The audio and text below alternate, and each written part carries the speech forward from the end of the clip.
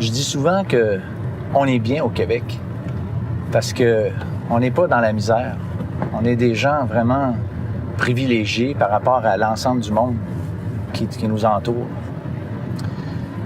Mais je ne sais pas si vous réfléchissez à ça de temps en temps, mais il y a des places où la souffrance est littéralement concentrée.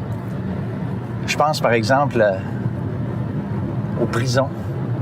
Il y a du monde là-dedans qui sont vraiment mal foutus. Il y en a qui vont dire « Ouais, mais ils ont fait ce qu'ils devaient pour être là. » J'en conviens, mais ça n'a pas de l'air un milieu puis un endroit très, très, très, très intéressant. Il y a beaucoup de souffrance, là. Souffrance psychologique. Puis quand on ouvre la télévision, on voit toutes sortes de choses autour de nous, puis c'est la même chose. On voit beaucoup de souffrance, mais moi, je trouve ça triste de penser qu'on n'a pas besoin d'aller loin pour voir la souffrance. Souffrance physique, souffrance psychologique. Il y a plein de monde qui sont vraiment dans le trouble. Et puis, il y a les hôpitaux. Les hôpitaux. Moi, mon père est mort en 1988. Et puis, mon père a agonisé littéralement pendant 18 mois. Et puis, on allait le voir, moi, mes sœurs, mon frère, à chaque jour de la semaine, on allait le voir à tour de rôle pour essayer de le soutenir un peu. Et puis, je me rappelle, cet étage-là sur lequel il était, c'était des étages, des endroits où les gens, généralement, en sortent éventuellement jamais. Et en fait, il y a deux raisons ou deux manières de sortir de ces endroits, généralement. C'est parce qu'on est transféré ou simplement pour être enterré. Et ces endroits-là nous démontrent à quel point la souffrance est grande. Mais il y a une histoire dans le Nouveau Testament où Jésus se trouve dans un de ces endroits-là, là où la souffrance était littéralement concentrée. Et Jésus réagit d'une façon formidable avec un de ceux qui étaient là, malade, et que Jésus va guérir.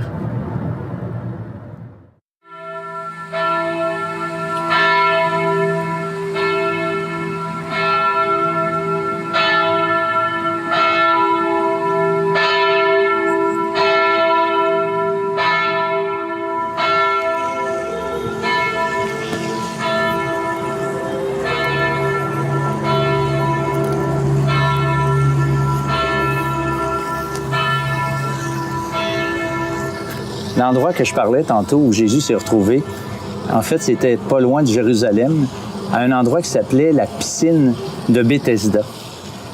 Et le récit de cette histoire-là, nous le retrouvons dans l'Évangile selon Jean au chapitre 5, et seulement dans l'Évangile de Jean, pas dans les autres évangiles. Et il y a 4 choses que j'aimerais souligner qui sont importantes, en fait, qui sont déterminantes en relation avec ce qui est arrivé dans la vie d'un de ceux qui étaient là, sur le bord de cette piscine-là. La première chose, c'est que il y avait une dure réalité. J'ai parlé tantôt de la souffrance. Et puis, j'avoue que là, il y avait vraiment de la souffrance. C'est marqué, il y a un homme qui était là, malade depuis 38 ans. Je suis convaincu que, en tout cas, moi, j'ai de la peine à m'imaginer le drame qui se jouait là, autour de cette piscine-là, parce que c'est indiqué dans le texte qu'il y avait beaucoup de malades et d'infirmes qui étaient là. Et puis, moi, j'ai un de mes gars qui a été en Inde à un moment donné faire un genre de petit voyage missionnaire. Et puis, c'est impressionnant parce que le seul service qu'on offrait dans cet hôpital-là, c'était les soins médicaux. La nourriture, la literie, puis tous les autres besoins là, des personnes, là, c'était fourni par les proches du malade. Fait qu'on est assez loin de nos services québécois ici en ce qui concerne l'assurance maladie et les protections qu'on a, c'est clair. Deuxième chose que j'aimerais souligner que je considère important dans le récit qu'on trouve là dans l'Évangile de Jean, c'est le fait que Jésus savait et connaissait cette dure réalité. C'est marqué « Jésus l'ayant vu et sachant qu'il était malade depuis longtemps » au verset 6. Et là encore, j'imagine que juste de savoir, ce paralytique-là, de savoir que quelqu'un s'intéressait à lui, peut-être pour la première fois de sa vie, eh bien, ça a dû être un baume sur son cœur. Je peux pas croire que ça n'a pas été quelque chose qui l'a encouragé, qui l'a consolé de quelque façon que ce soit. La troisième chose qui est intéressante et qui est importante dans le récit, c'est que cet homme-là voulait être guéri. D'ailleurs, s'il se tenait sur le bord de cette piscine-là, c'est justement pour être guéri. Parce que la croyance voulait qu'un ange, de temps en temps, descende dans la piscine, agite l'eau, et puis le premier qui sautait dans l'eau était guéri.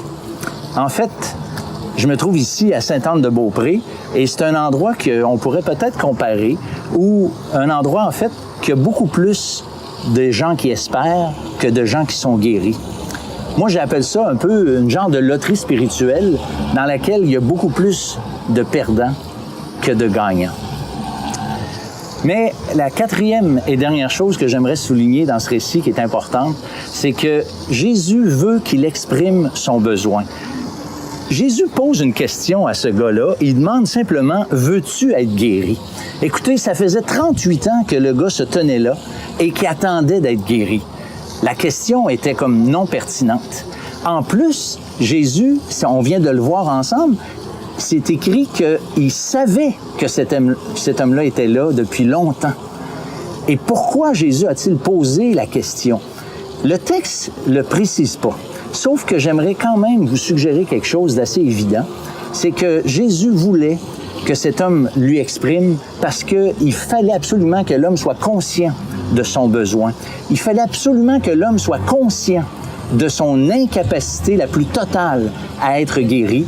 Et il fallait que cet homme-là soit conscient que Jésus était le seul qui pouvait vraiment le guérir. Et en le demandant de cette façon-là à Jésus, eh bien, ça faisait comme faire l'aveu que son besoin était là et que Jésus était vraiment le seul. Et ce qui est merveilleux dans ce récit-là, c'est que malgré l'incapacité de cet homme qui était là, malade, eh bien, Jésus l'a guéri. Et c'est fou comment il a fait. Il a simplement dit, « Lève-toi, prends ton lit et marche. » Et l'homme s'est levé et s'est exécuté immédiatement. Et ça, c'est vraiment merveilleux. Et ça fait en sorte que Jésus fait la différence dans la vie de cet homme. J'ai parlé tantôt que c'est une rencontre déterminante. Eh bien, la rencontre déterminante avec Jésus ce jour-là, pour lui, a littéralement changé le reste de sa vie.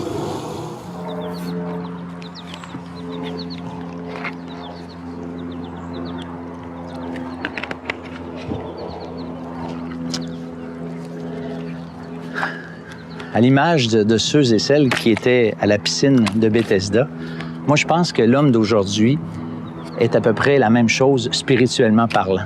C'est-à-dire, il est aveugle, il est boiteux, il est paralysé. Je dis aveugle parce que l'homme d'aujourd'hui a de la peine à voir comment il est vraiment devant Dieu. Il a de la peine à accepter le diagnostic que la Bible dit à son égard. Il y a quelqu'un qui a déjà dit « il n'y a pas plus sourd que qui ne veut pas entendre ». Et puis, on peut dire aussi qu'il n'y a pas plus aveugle que quelqu'un qui ne veut pas voir. Et à mon humble avis, on a de la misère à accepter certaines vérités de la Bible parce qu'ils ne font pas notre affaire, justement, nous dérangent. Puis à cause de ça, bien, au fond, on est aveugle. Mais il y en a aussi qui sont boiteux spirituellement. C'est qu'il y en a qui font beaucoup d'efforts, qui marchent, qui essayent de marcher comme avec Dieu. Ils veulent lui plaire, ils veulent être corrects avec Dieu. Mais ils s'aperçoivent, quand ils regardent comme il faut, comment ils sont incapables d'atteindre les standards de Dieu. Ils sont en fait un peu comme l'apôtre Paul y avait dit dans l'Épître aux Romains. Il dit « J'ai le désir de faire le bien, mais j'en ai pas le pouvoir. Le mal est attaché à moi. Je veux pas, je fais les choses que je veux pas, puis je fais pas les choses que je veux. » Et ça, c'est vraiment la réalité qui nous rattrape. Mais il y en a aussi qui sont paralysés, qui sont absolument pas capables de faire quoi que ce soit pour Dieu. Et moi, personnellement, je crois que ces gens-là sont les plus proches d'être guéris spirituellement parce qu'ils sont conscients qu'ils sont pas capables de rien faire. Et à cause de ça, ils vont attendre éventuellement que Dieu intervienne dans leur vie. C'est leur seul espoir. Et c'est exactement ce que chacun de nous, on devrait faire. Mais comme pour le paralytique au bord de la piscine, Jésus voit et connaît notre situation. Il connaît ses luttes, il connaît ses combats qu'on a. Et puis, il veut quand même s'intéresser à nous encore aujourd'hui. Mais la plupart d'entre nous, on est probablement comme ce paralytique sur le bord de la piscine. On attend peut-être depuis 38 ans, nous autres aussi, qu'il se passe quelque chose. Mais malheureusement, il n'y a rien qui se passe. C'est toujours la même chose. Nos efforts virent tout le temps à rien. Et puis, on se décourage. Et puis, finalement, souvent, on lance la serviette. Comme pour le paralytique, Jésus aimerait qu'on lui exprime ce désir. Parce qu'en vérité, le Christ ressuscité encore aujourd'hui fait entendre sa voix. Peut-être vous l'entendez là où vous êtes. Et vous entendez cette voix qui vous dit « Veux-tu être guéri? » Vous entendez cette voix qui vous dit « Veux-tu être sauvé? Veux-tu avoir la vie éternelle? Veux-tu avoir le pardon de tes péchés? » Eh bien, le Christ ressuscité, il attend en fait cette demande de notre part. Parce que Jésus a le pouvoir de pardonner nos péchés. Jésus est capable aujourd'hui, comme il l'a fait pour le paralytique, de le sauver et de le faire marcher. Et Jésus est capable de faire la même chose aujourd'hui pour chacun d'entre nous. Lorsque Jésus était sur la croix, il a dit à un moment donné, « Tout est accompli ». Ça veut dire qu'il avait fait entièrement ce qui était nécessaire pour que Dieu puisse reprendre contact avec l'être humain, pour que Dieu puisse pardonner nos péchés, nous accorder justement ce que la Bible appelle la vie éternelle. Mais pour ça, il faut lui demander. C'est pas automatique. Récemment, j'ai rencontré un homme religieux très connu dans mon coin. Et puis, il m'a dit qu'il était d'accord avec tout ce que je disais. Mais lorsque j'ai parlé que l'enfer, c'était une vérité dans le Nouveau Testament très bien établie, il n'était plus d'accord parce qu'il disait « Non, Jésus il nous a sauvés, il a sauvé tout le monde. » C'est pas juste, c'est pas le langage de la Bible. Jésus, c'est marqué dans l'Évangile de Jean au chapitre 1, au verset 12, entre autres, que celui qui le reçoit, il a la vie éternelle. À tous ceux qui l'ont reçu, à ceux qui croient en son nom. Donc, c'est pas quelque chose d'automatique. Je dirais qu'encore aujourd'hui, Jésus attend que nous lui demandions. Il veut nous sauver. Il est capable de nous sauver. On n'est pas capable d'être sauvé sans que lui nous sauve, mais il peut le faire.